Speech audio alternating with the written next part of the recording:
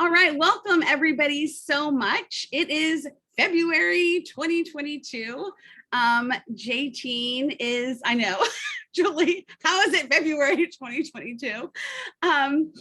We are in full swing with our J-Teen monthly webinars. This month, I'm incredibly excited to welcome a topic that I think a lot of us struggle with on a regular basis from somebody who's been a big supporter and proponent of the J-Teen network.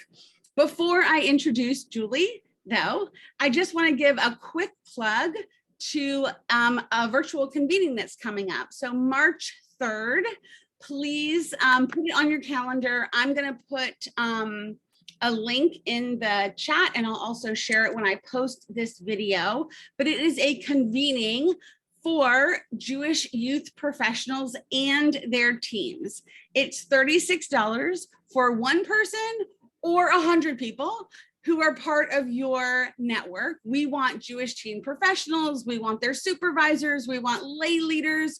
The convening is gonna open with Mark S. Young.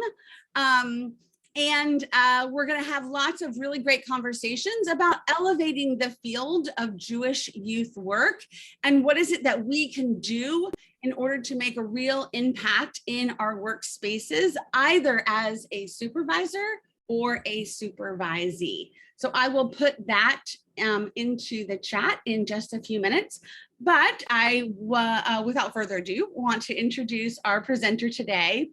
We were hoping to do this exact presentation in the summer of 2021 during the J-Teen conference, but things happen and we weren't able to have Julie at the conference. However, I didn't let her run away. I said, you're not going anywhere. We're coming back for you. So we're thrilled to have Julie back. Julie is the Director of Supplemental Education at Adat-Ari since 1995. She has been a full-time educator who's worked on in a variety of settings across the country. She's an alumna of the University of Florida, an experienced game show host contestant, and worries that she hasn't done pandemic well enough because she doesn't bake. I'm with you, Julie, don't worry.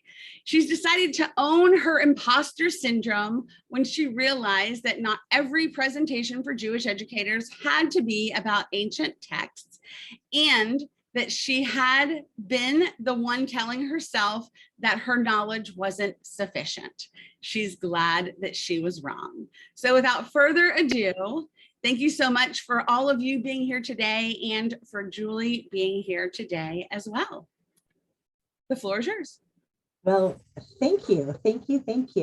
I forgot what I had written for my intro. And, of course, the first part of me wants to apologize again for why I couldn't present. And then I get to remember that my dad dying and me flying back to a funeral wasn't my fault. And one of the things that I am trying to work on a lot is to stop apologizing for things that are not my fault and are out of my control. It's something I've become very sensitive to, and it also ties into this in its own way. There were some studies done primarily about women and apologies, just talking about the disproportionate level at which women apologize frequently, and very often what we are apologizing for is taking up space. So I am working on stopping that, and here we go. So yes, I'm Julie Levine. The fact that I am presenting this right now is a riot, because when I was first supposed to do this in the summer, I was in one place. And then when I recommitted to doing this this past fall, that was fine. And as of December 15th, I am now actively job searching. I'm leaving my community after 20 years. I hit my growth ceiling. There is new leadership and a lot of reconfiguring happening. And every day I am doing the hustle, and every day I'm also convinced that I'm never going to get another job, and I'm going to wind up working at Trader Joe's, which isn't a horrible place to work, by the way, but that's just where I am. So I am now actively in the struggle with my imposter syndrome. that it's not there. So who do I think I am and where do I get off telling you about imposter syndrome? I own mine. It's there. And where it actually came from was I was presenting at the New Page conference. I was in my second year of the LEAP fellowship, and I had to present something. And in my mind, I'm like, well, I'm not texty enough to do text. And because I'm not this person who's like a luminary, I can't do something about law, and I can't do this and I can't do that. But one of the big parts of New Page is because it is for educators, and there is an administrator's track and everything. I'm like, well, wait. You know, we're also humans who are dealing with this. And I said, I'm just going to teach what I know, because a lot of times that's what my Torah is. My Torah is not always, you know, in Hebrew. My Talmud is not always in Aramaic. So I just kind of try to go with what I know, which is me. So, imposter syndrome. Very often somebody says that, or someone says something like, oh, you would be good for a job. This is, by the way, my brain every single day. You would be great for that. This is what my brain looks like. You know, what, why have you just met me? Maybe they're just trying to be nice. A dear friend said to me last night, she's like, you're going to have so many awesome references and people who want to like speak up for you. And my mind is like, yeah, assuming I get to that phase of anything, because my head is just like, it's just not going to happen. By the way, I actually do have, if nothing else pans out, I have a plan B. My plan B is I'm going to move to Pigeon Forge, Tennessee, because Dollywood just announced that as of the 24th, they are going to pay tuition, fees, and books for all employees, whether you are part-time, full-time, or seasonal, on day one. So I'm going to move to Pigeon Forge, work at Dollywood, and then I'm so that's plan B. There you go. You will be able to find me at the churro stand. So what is imposter syndrome? Because this is a real thing. It's not just something that's like, oh, these are two words that sound good together. Dr. Valerie Young has done a lot of work in the field. She is one of the people who really sort of pioneered it in terms of talking about it. So very clearly, it is a collection of feelings of inadequacy that persist despite evident success. People who are imposters often suffer from chronic self-doubt and a sense of intellectual fraudulence that overrides any feeling of success or external proof of their confidence. You may feel like a fraud, but in truth, your fear of being inadequate pales in comparison to your fear of being extraordinary. You know, and I had someone ask me a question once. It's like, which is it that you are more afraid of, failing or succeeding? It's like, oh, that's deep. So imposter syndrome is just basically where we have a complicated relationship with the truth. And it's how our feelings start to deal with that. Now, imposter syndrome is also not a bunch of things. So one of the things it's not is Dunning-Kruger syndrome. If you are unfamiliar with Dunning-Kruger syndrome, it's that notion where you think that you are fantastic and everybody sees that you are absolutely not. And it's not, there's like nothing cute about it. It's people who have that such an overinflated sense of self and ego that they cannot see their failures. Being imposter syndrome is not being an actual imposter and knowing it. It is not the first point on the learning curve, and it is neither exclusive to men nor women, nor is it exclusively connected to depression and or anxiety. And sometimes they all like to have coffee dates together. So there you go. For those of you who might not be seeing, if you are just kind of coming in, we've got a lovely meme over here, and it says, as a form of cognitive bias, the phenomenon of illusory superiority, that's Dunning-Kruger syndrome, was first reported in a study of unskilled and unaware of it. So there you go. So out of curiosity, what percentage of people would you estimate are affected by imposter syndrome during their careers? Just to let you know, I can't see the chat. I can't see if anyone's hands are raised. So if anyone has questions, just Erica, let me know and whatnot like that. So anyone who wants to unmute, and just what percentage of people would you estimate are affected by imposter syndrome at some point during their careers? Anybody? We have a 90%, a 65%. Any other? 76%, so specific. Ooh. 100%, 75%. Okay. All right. I see some people who seem to be playing by Price is Right rules, which is great. Over 70%. 70%. This was in a study that was done by Melody Wilding, and Melody's work was very much inspired by Dr. Valerie Young's work. So who are the types of people who can have imposter syndrome? And there you go. Oh, by the way, rated PG because there's a little bit of swearing in here, but you know, it's okay. Anybody can, many people do, and a lot of people who on the outside look like they just have it all going on all the time. It's because that is part of the work that they are doing so that you don't see what's actually happening inside of their heads. So one of the other things that we talked about that just came up is the concept of confirmation bias. Confirmation bias happens all the time, and it's that tendency to overvalue data that supports a pre-existing belief. I have an idea in my head, other people say it's true. Oh, then it absolutely must be true. And sometimes it leads to us ignoring things that could also similarly be true. So this is confirmation bias right here. You've got what the facts say, what confirms your beliefs. There's just like this little place of overvalued right here. This is where, you know, you kind of hold on to it and it gets really dangerous. How does that look for humans? I think, therefore I suck. I have an idea about myself. I'm going to confirm it in my own head. Ta-da! That's it. It is avoiding evidence to the contrary. Very often, a lot of the people who have imposter syndrome are successful. They are successful. They are admired. They are valued. They are sought out. They are mentors. They are coaches. They are all of those things. And our brains will still tell us that there are other messages in there. So the other thing that gets tied into confirmation bias is cognitive dissonance. It's not denial. I'm just very selective about the reality that I accept. So no, I'm not ignoring you and everything else. I just, you know, want what I want. And I actually realized through a lot of work I had done on myself that was very guided several years ago that I was very unwilling to listen to people who were preaching truth to me that could not have been more evident if it was actually sitting on top of my head, pooping on my shoulders. And I did a lot of no, you know, just you keep over there. No. And that didn't work. So another way to put this, and somebody may get hit right in the feels with this one, is that if you ever read the book, The Perks of Being a Wallflower, we accept the love that we think we deserve, which means sometimes we think that all we deserve are crumbs or leftovers or whatever. It's the whatever that we put ourselves on the clearance rack. And we think that that's okay because, you know, at least we're somewhere. There's always someone who wants a bargain. We undervalue ourselves a lot.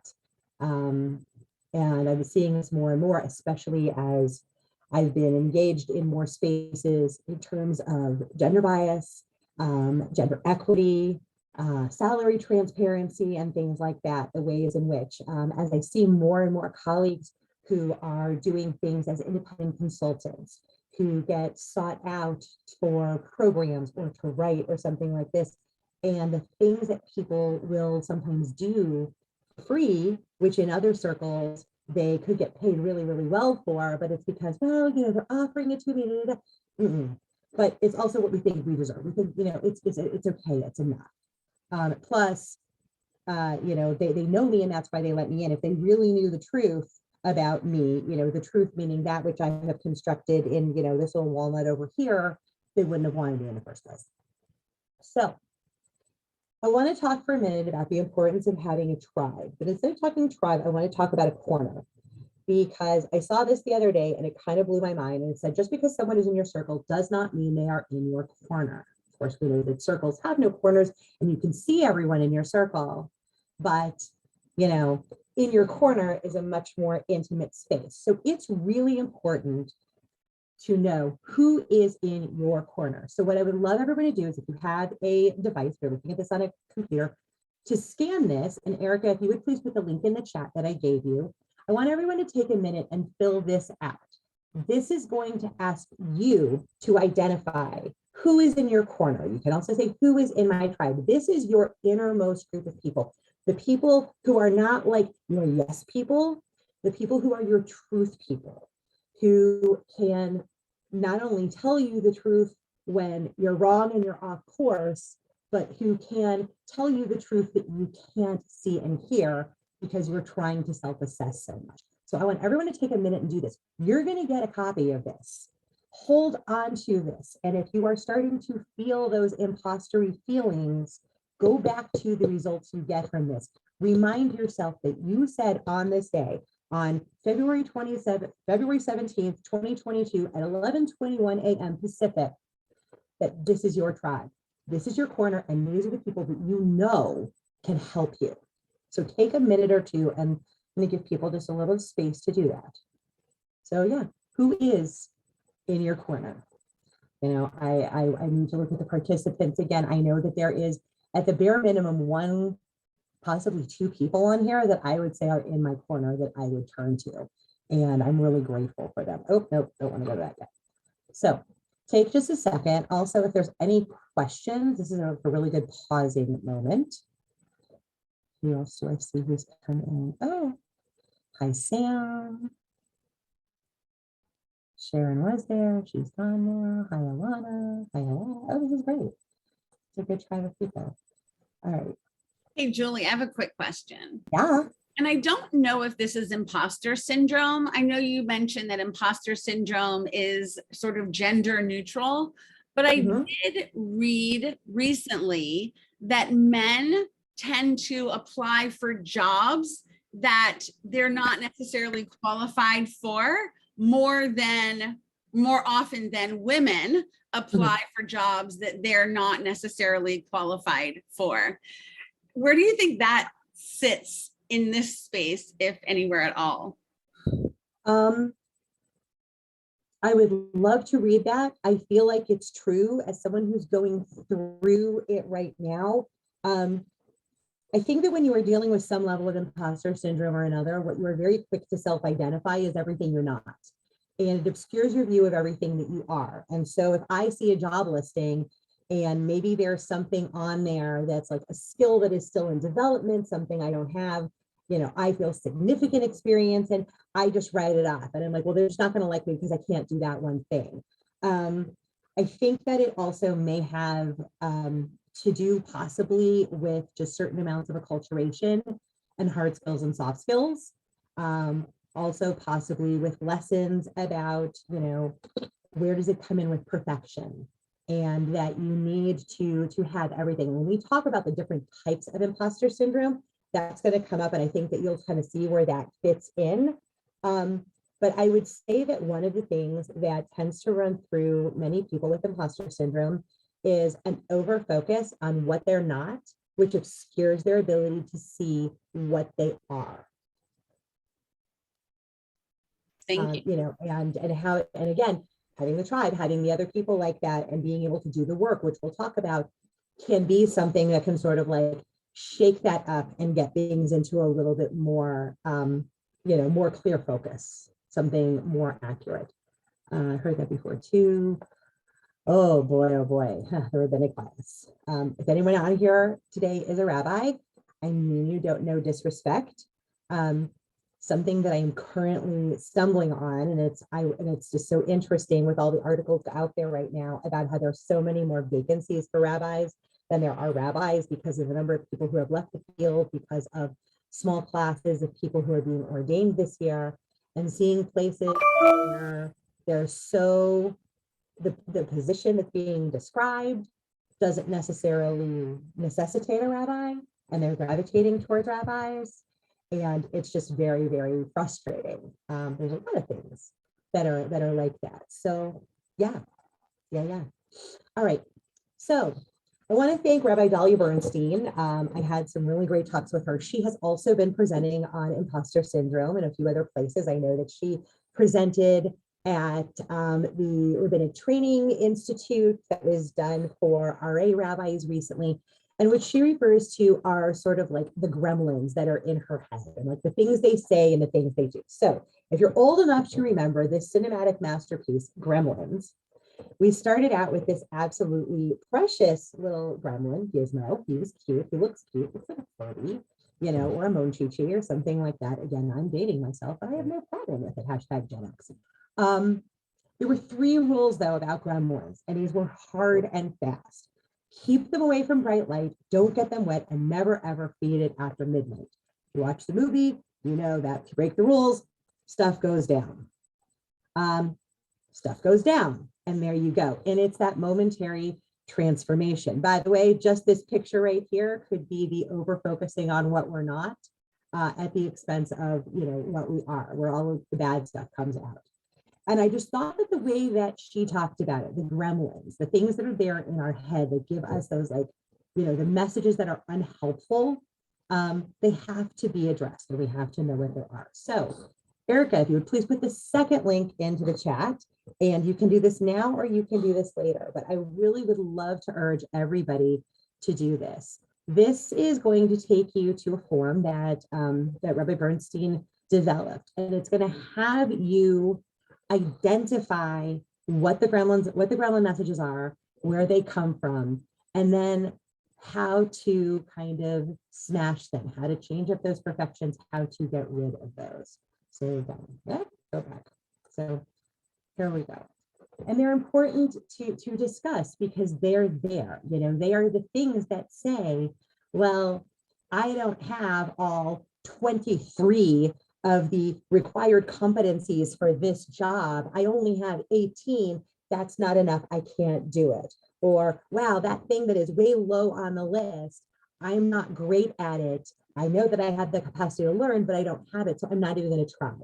It's sort of the notion of, if I can't succeed the first time, I'm not going to try, because it's the fear. Because if you're already feeling imposter syndrome, if you're already feeling like no matter how good you are, both on paper and on person, that it's not going to translate. And then the rejection only fuels the confirmation bias. I don't think I'm good enough. I'm going to apply anyway. I'm not going to get it. Therefore, I was right. And it's, by the way, it's fascinating because I think about, people who do work with data and surveys and statistics, and it's like, you can make your survey and your data say exactly what you want every time. If your sample size is if you're, if the number of people you survey, if your sample size is too small, like, so if you only survey one person, or if you only survey 10 people who are all like-minded, you can make your data say anything you want. The gremlin messages, and especially as it ties into our imposter syndrome and confirmation bias, is like having a sample size of 1, and that's yourself. So it goes back to the whole "I think, therefore I suck" mentality, which is part of what we need to kick out. I'm going to move on. Do this form, keep this form, keep changing this form, because this is something that's fluid. But if you can start to put the thoughts and what is sort of provoking them, what triggers them, and how to smash them into writing, that is the first part of doing the work. Okay, brace yourself, because this is where it's about to get personal. We're going to talk about 5 different types of imposter syndrome. This again comes from Melody Wilding, based on the research of Dr. Valerie Young. And again, the categories are stemming from somebody's perceived beliefs of what is expected of them. If you look over here, begs the question, which one is the imposter? So we've got 5 different categories, and we're going to go through them. There's the perfectionist, yay. The superwoman, superman, superhuman, superperson. The natural genius, the soloist, and the expert. And again, there you go. You're either going to feel personally attacked, or you're going to feel seen, or you're going to feel both. But it's good to know, because a lot of us have never had this quantified before. And when I started doing the research and found out how much was out there, I cried about it for a very long time, and it was also great. It was also very interesting because as I was about to go and present, there's a podcast that sadly no longer exists, but the host is now doing a different podcast that was called The Hilarious World of Depression. It was hosted by a guy named John Moe, and he brought in all sorts of celebrities and people who are like very known in different parts of the world who talk about their mental health struggles, who talked about their depression, their anxiety, their different treatments, eating disorders, this, that, I mean, you name it. And it was just very relatable. But there was a whole episode on imposter syndrome because several people had brought it up. And this episode was all little recorded clips from fans who had called into the show to share it. And I wound up finding it and listening to it the morning that I was going to go do this presentation for the first time. And I'm like, yes, this is it. We've got this. So it's very real and it's out there. So let's start with the perfectionist. This is where, Eric, I think that this speaks a lot to your question about, people who don't apply for jobs that they don't think that they are 101% qualified for, that it has to be an all or nothing. So these are people that set super high goals for themselves. Their own personal standards are very high. There's a lot of self-doubt and worry about measuring up when their goals aren't reached. They can be control freaks because the only way to get it right is to do it themselves. But they can also struggle to appreciate success, and they can always feel like they could have done better in a self-deprecating way, not in an honest way, like, yeah, this rocked. And if we do this again next year, I want to evaluate that. That's good. It's more like, yeah, but it could have been, and they can't actually appreciate the good because all they can see are the flaws. These are the people who everything else is fantastic, and all they can see are like the few loose threads that are kind of still on the bottom. They miss the big picture a lot. These are also, and I will tell you, I fall into this category a lot. I have been told by supervisors in the past that my low bar is other people's high bar. And where I get into trouble is when I try to hold other people to my own personal standards because they don't work. And of course, as a perfectionist, what do you beat yourself up for? The stuff that is out of your control, which is very small, the stuff that literally everybody else has already forgotten about, which is a little bigger, and then more than half of it is the stuff that nobody else noticed. So there you go. That's the perfectionist. Then we get the superhuman. They are convinced that they are phonies amongst real deal colleagues. They push themselves to work harder to measure up and prove themselves. In Jewish spaces, this is really hard because there's a lot of people who have massive passion for things that have been inspired by other people. But when they put themselves up alongside of the people who are considered the luminaries and the visionaries and like the person, they're just like, no, I can't, I'm not, I don't, it doesn't work. It happens in other places too, but then it's just the whole time of like, well, whatever. So they continue to push themselves even harder as a very false cover up for their insecurities. And they will work and work, and their overload can actually harm their mental health and their other relationships. A lot of times these people become workaholics, and what they're addicted to is not the work. It's the validation that comes from the work. And they crave the external validation because they just still don't know how to feel good about it. If you look at our meme up in the corner, how I should be doing it, what the doctor advised against, and this is what I'm actually doing. Again, it's just, they feel that they've got to be doing more because they don't think that they've got any laurels on which to rest. So they have to keep doing, going. And very often they can isolate themselves. They don't mean to, it just happens that way. But it's the high of being able to say how much they did, sometimes without being able to actually enjoy any of it. See another. Oh, good. Thank you for sharing the article. Okay. So then we have the natural genius.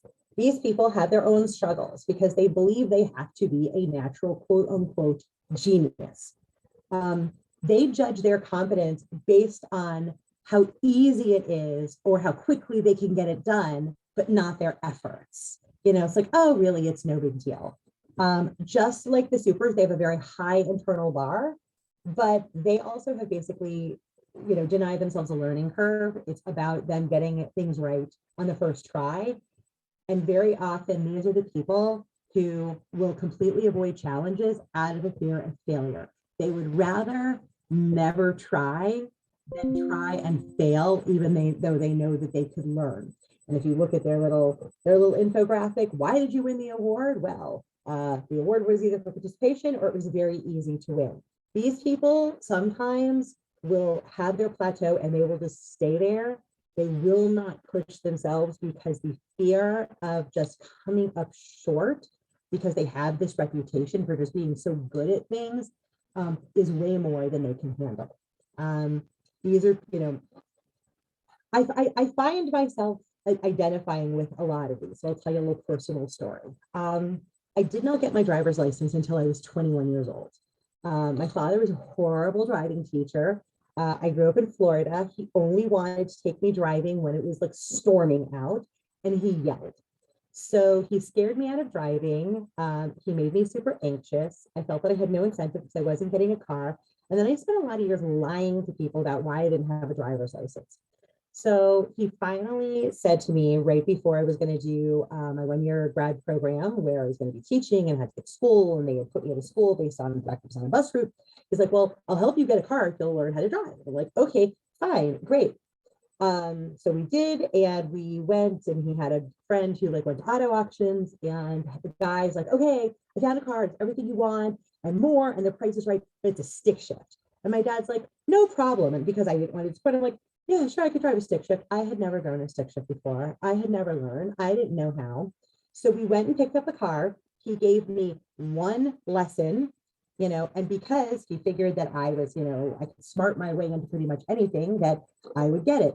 So we drove the car back to where his car was parked at the club.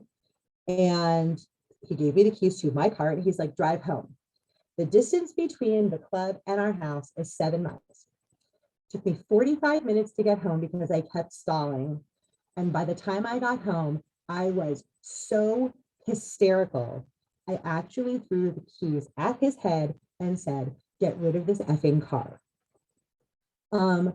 It was one of the first times I had ever truly failed at anything.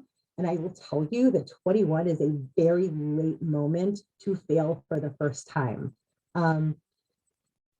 When I was working with teens, I was not one of those youth directors and youth advisors who came up with consolation prizes. It's like, oh, you lost an election that you ran for. Well, we'll make you co-assistant this, and da da da da da da da da. I really had that was where I formed a lot of like my so what now what mentality, which I apply to things. And it's like you need to get yourself up, dust yourself off, and start over again. God bless the person who did that for me. I worked at a sleepaway camp one summer, and they had a circus program. And I went because I wanted to do flying trapeze once. And if you've never done flying trapeze before, the rules are very simple. You need to do exactly 2 things. Keep your arms straight and your legs slightly bent. You can have your legs straight, but you've got to keep your arms fully straight, because when you get to the top of your swing of gravity, if they're already straight, there's nowhere for you to go. If they're bent like this, you will fall. You will fall like an Acme safe that is aiming for Wile E. Coyote. Trust me on this. And I hit the ropes so hard. And he's like, awesome. You did it wrong this time. Now you know what you did wrong. Get up and do it again. And if he had not done that for me, I would have come up with a million excuses why not to. Okay, number 4. Let's see, what do we have here? The soloist. These are the people that forget that asking for help and collaborating is normal. So they feel as though asking for help is going to reveal their phoniness. They will refuse assistance so that they can prove their worth. Look at me, look at what I did all by myself. But when they ask for help, their requests come in terms of needs of the requirement of the project, and not about what they need as people. It's about stuff that needs to be done, not about them being overloaded, because they will take on and take on and take on and take on, because they think that that is the only way to show that they're for real and they're legit and that they should have been trusted with this in the first place. And they kind of go on this little cycle about, oh, this project will be a disaster. Oh, I finished it. It was a disaster. Now I have another one to do. And so that anxiety is kind of fueling this. But these are people who will keep going and going and going. I have fallen into this trap before as well. And what happened at one point for me was the person who was my lay leader, who was supposed to be helping and supporting and empowering me, largely because she was very often absent, I kind of stopped asking her. So she then was like, well, you're just so good at everything and you always have everything on lock, so you don't really need help. So she went around then saying that I didn't need help, which then I felt barred me for asking for help. She did me no favors. Last off, we have the expert. And they will measure their competence based on what and how much they know or they can do. They think it's all about their hard skills. So these, again, are people who, like, when they're looking at the list of hard skills, it's like check, check, check, check, check, or not. They also believe that they will never know enough, and their fear lies in being exposed as inexperienced or unknowledgeable. So these people will also shy away from applying to job postings unless they meet every single requirement listed, no matter how small they may be or how low, even if it's under, desired skills and things like that. Once they're established, they still feel like they don't know enough. And when they're actually called an expert, they shudder because they're like, oh my God. These people really, really feel it, because it's like, how can you be saying that? Because they feel like that, like, internal failure. A lot of times these people will just keep doing. They will do more certificates and more this and more this, just to say that they have more, thinking that more is more. So they may not get breadth or depth. What they have is a lot of things. For those of us who are Jewish educators, this is that old school religious school model where let's just all go and accumulate as much what as we possibly can. There's no why. There's no it's not so what, now what. And this, in the job world, is sometimes where the difference lies between hard skills and soft skills. These people have not developed their soft skills. They don't know that they have things other than just something that can be checked off or validated with a certificate or measured with some sort of skill test or something like that. They will not see that they are quick studies or that they're really good networkers. They won't see things that cannot be quantified.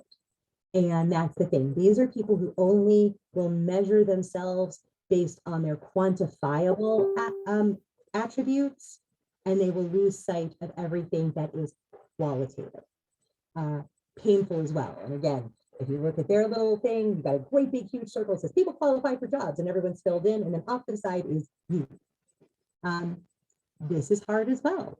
This is hard as well. And there are a lot of spaces in the world where soft skills and knowing what your qualitative worth is can make up for it. Because here's the truth of the matter, and I'm learning this.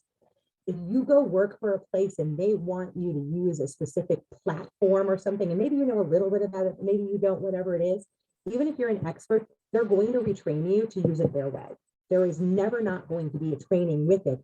So if you know that you love the learning process, you're a quick study, you do this, you also have no problem not asking someone to do the work for you, but to say, hey, just, give me like a quick refresher on this one little thing. All of those are really, really good skills.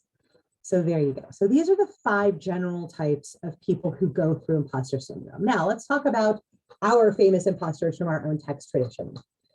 Moses was not an imposter, because Moses honestly expressed his beginner's fears. He sought help. He was open to mentorship, collaboration, and he stuck it through even through his greatest adversity. Zusha is not an imposter. It's one of my favorite stories, of course, because Zusha never got to be an imposter because he never tried being himself. He was just trying all the time to be a Moses and also a Joshua. So he was never an imposter because he didn't know what it was like to be Zusha at all. Jonah is the imposter. And based on the writings of Maslow, there is something that is called the Jonah Complex. And it is a fear of success which prevents self-actualization or the realization of your potential. It is the fear of your own greatness, the evasion of your destiny, or the avoidance of exercising your talents. Again, we have fear of failure and fear of success. And Maslow did some writing on this, and he was the one who identified what is called the Jonah Complex. Jonah is the imposter. He saw himself as, there's no way I could do this. There's no way. I don't know why you picked me, to the point where he ran away in so many ways until finally someone, God, he gets the swift kick in the ass that says, dude, you've got to. Even with Moses went along, and even through everything, he kept going. Moses was trainable. Moses was coachable. Moses was teachable. Moses had his moments too, but he went there. So there are also other super famous people who are more in our sphere. And there are so many people out there that we see as super talented, top of their game, successful in so many ways. David Bowie had imposter syndrome. Sheryl Sandberg, imposter syndrome. Tina Fey, imposter syndrome. And I love what she talks about is that you vacillate between extreme egomania and a complete feeling of I'm a fraud. And it's like being on one of those crazy carnival rides that goes way up here and then swoosh and way down here. There's no pause here because we all know that two poles, where our pendulum swings, that those are fixed points. And that we know that growth and learning is everything in the middle. What do they say? That like growth begins right outside of your comfort zone. So a lot of this is being willing to be uncomfortable and to say, oh my God, I might not know everything, but oh my God, I might actually be good at this because we get very comfortable in our own ideas. And then of course there's Mindy Kaling. And Mindy Kaling, this was the wisdom that she has offered us. Why the F not me should be your motto. So just to take a little pause right here, and we'll do a little questions, comments, anything else like that. On the left-hand side, which one of them is the imposter? I guess that's all about your perspective. And again, over here, what do you think you are? I think I am a hot, crazy truck fire mess of a person who disappoints important people, but other people think that I am cool and fine. I have learned the importance, and I fail at this too, of listening to what other people say and remembering that even though I think I know myself so well that there is no way that any other opinion could matter, back to the whole thing at the beginning, I'm a minority opinion. If I have many, many more people who are giving me legitimate praise, seeking me out, asking me for mentorship, for collaboration, for help in this and that, and I'm the one who keeps saying no, I'm a minority opinion. And that's a very weird position to be in, but it is a step towards working on imposter syndrome, is reminding yourself that in the greater scheme of things, yes, you live with yourself absolutely every day. So of course, why wouldn't you know yourself better than anyone else? But there are way more people out there that see you. The analogy that I use all the time is I want you to remember that even the most talented surgeon in the entire world would never deign to try to take out their own appendix. Do they have the technical skills and knowledge? Absolutely. Do they have the right perspective and approach on it to do it properly without doing more pain and damage? Definitely not. And it's that level of self-awareness that unless they are in some sort of like disaster movie where like, they're trapped in, between a rock or in the Andes or somewhere like that, in the normal day-to-day scheme of things, they're just not going to do it, nor would they advise you to either. So just a few thoughts before we move on and start doing a little bit of work.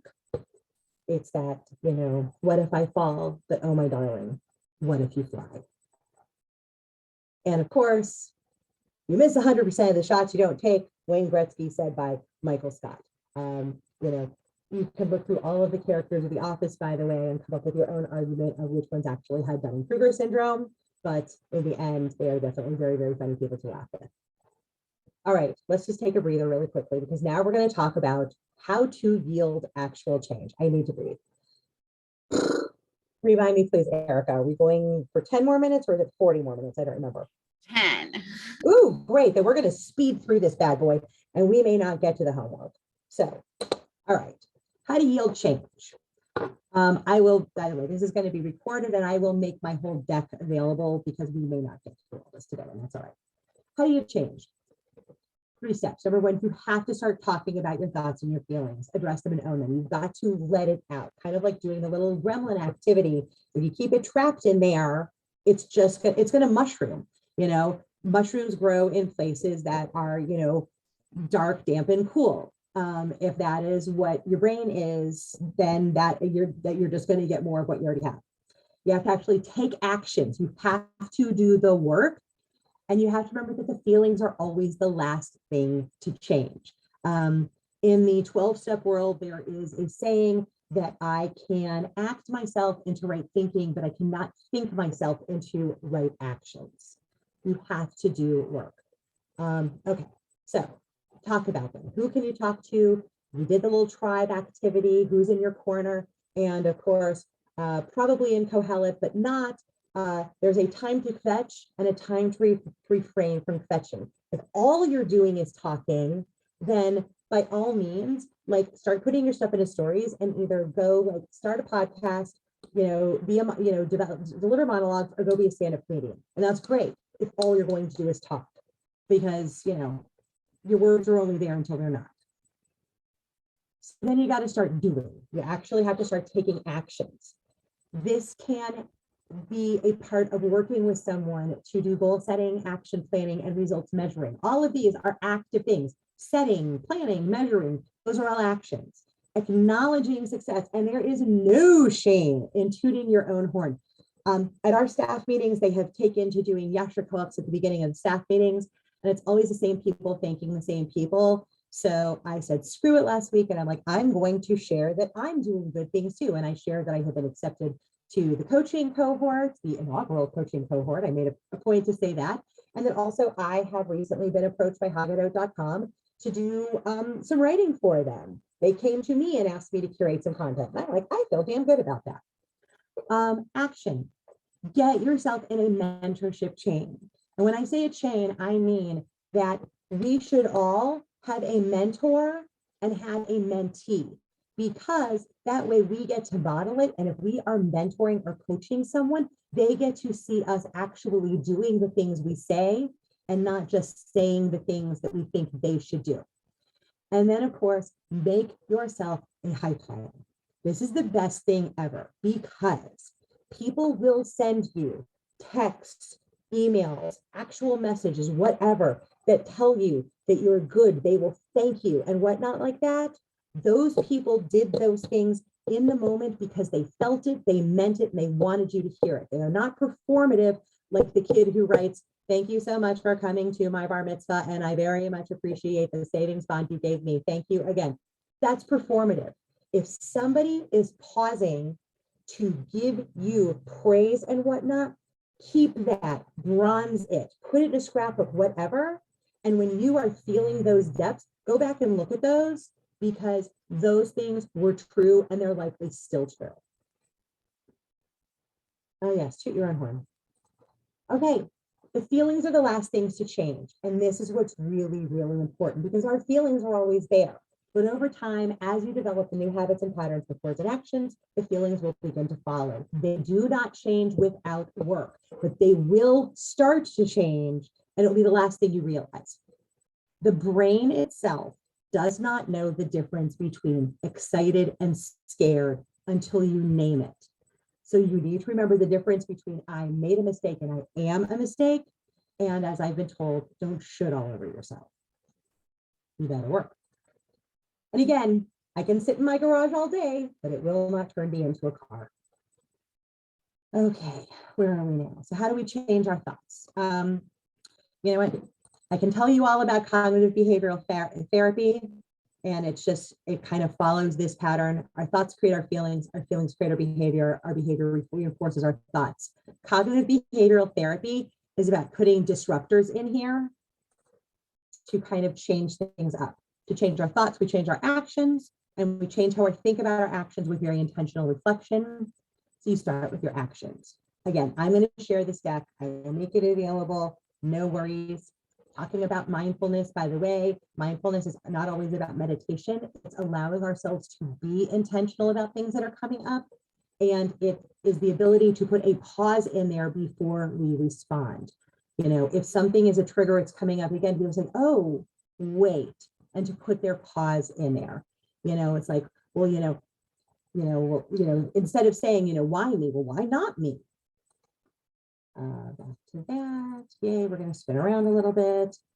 All right, 6 ways to stop imposter syndrome. I found this online. Two of them that I just really want, again, start your hype file and get a go-to mantra. A good one is everything is figure outable. I'm going to share with you some of my favorites very quickly. You is kind, you is smart, you is important. Now look in the mirror and tell me what you see. I see Junior. You see Junior. Well, you want to know what I see? I see pride. I see power. I see a badass mother who don't take no crap of nobody. You really see all that? Yeah, man. But it's not about what I see. How great it is that he has someone in his corner. And by the way, if you've never seen the movie, you need to know that up until just about this point, this dude hated that dude, but he was also angry at everybody. It's about what you see. Now look in this mirror and tell me again what you see. Well, I see Pride. pride. Right. Power. Power. And I see A badass mother who don't take no crap off of nobody. Again. I see pride. Can't hear you. I see power. I see a badass mother who won't take no crap off of nobody. What? And again, a little bit more cool runnings because, you know, 'tis the season. You know, when the Swiss want to get I'm going to pause that one right there because that's really the most important thing. If you've never seen Cool Running, your other homework is to go watch this movie, then watch it again, best movie ever. Doris, who's the captain, he keeps seeing how the Swiss do their thing because the Swiss have been dominating the bobsled. And what the conclusion they come to is they can't be Swiss. The best they can be is Jamaican. And that's it. To stop trying to be that thing that they never, ever possibly could be. And of course, what do we come to? We get this.